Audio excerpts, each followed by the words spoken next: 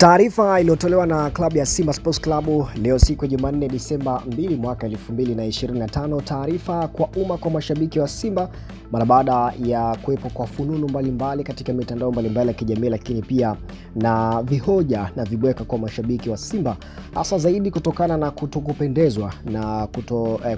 na matokeo ambayo klabu ya Simba imekuwa ikiyapata kwa hivi siku za karibuni katika michuano ya Ligi ya Mabingwa barani Afrika, wakiwa wamepoteza takriban michezo yote miwili. Mchezo wa kwanza wakipoteza mbele ya Petro Atletico de Luanda katika dimba la Benjamin William Mkapa, lakini mchezo wa pili wakaweza kufungwa magoli 2-1 kule nchini Mali dhidi ya Stade Malien, na mashabiki wa Simba walikuwa ni kama vile hawaridhishwi na matokeo ya timu hiyo, licha ya Simba kuweza kufanya vizuri katika misimu ya nyuma katika hatua hizi za makundi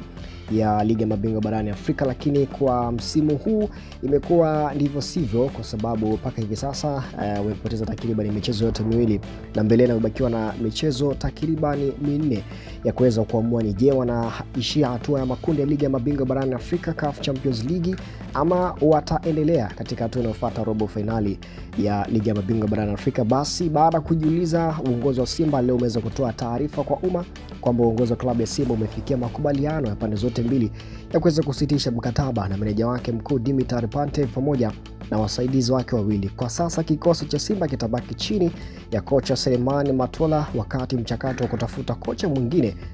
unaendelea. Imetolewa na bodi ya kurugenzi klabu ya Simba tarehe 2 Disemba mwaka 2025. Hii imekuja na meneja mkuu Dimitri Pantev. Nikukumbusha kwamba kama ulikuwa ufahamu, ni alikuwa kocha wa Gaborone United ambao walikuja kucheza na klabu ya Simba Sports Club katika mchezo huo wa kusaka tiketi kuingia hatua ya makundi ya Ligi ya Mabingwa barani Afrika. Na mchezo wa marudiano, mchezo wa kwanza walipata ushindi goli 1-0 ugenini lakini kule nchini Eswatini, lakini baada ya kurejea Dar es Salaam Tanzania katika dimba la Benjamin William Mkapa, licha kutokucheza bila ya mashabiki, wakaweza kutoka sare ya goli 1-1, na hivyo Simba akawa na advantage ya goli 1 la ugenini, na hivyo kaweza kumfanikisha klabu ya Simba kuweza kutinga hatua ya makundi ya Ligi ya Mabingwa barani Afrika. Na ndipo ambapo klabu ya Simba baada ya kuachana na kocha wake Fadlu Davids baada ya mchezo wao wa kwanza kule nchini Eswatini baada ya kukutana na Gaborone United, basi klabu ya Simba ikaweza kutafuta mbadala wa kuweza kutafuta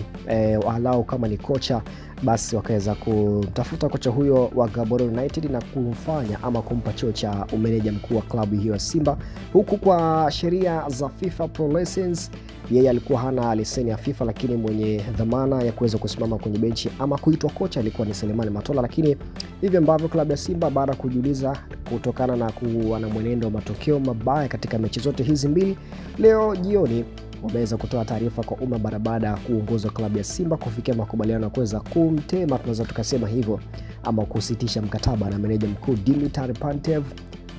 pamoja na wasaidizi wake wawili. Lakini mchakato wa kutafuta kocha mwingine unaendelea, huku timu itabaki chini ya kocha mzawa Selemani Matola. Hii ni Yako TV, kama hujasubscribe right now, lakini pia tufollow katika mitandao yetu rasmi kule Instagram pamoja na TikTok kwenye moja la Yako TV Meneto Official Motra Msanoaji. Instagram unapatikana kama Official Motra Msanoaji. Hii ni Yako TV, tunasema habari yako ni habari yetu.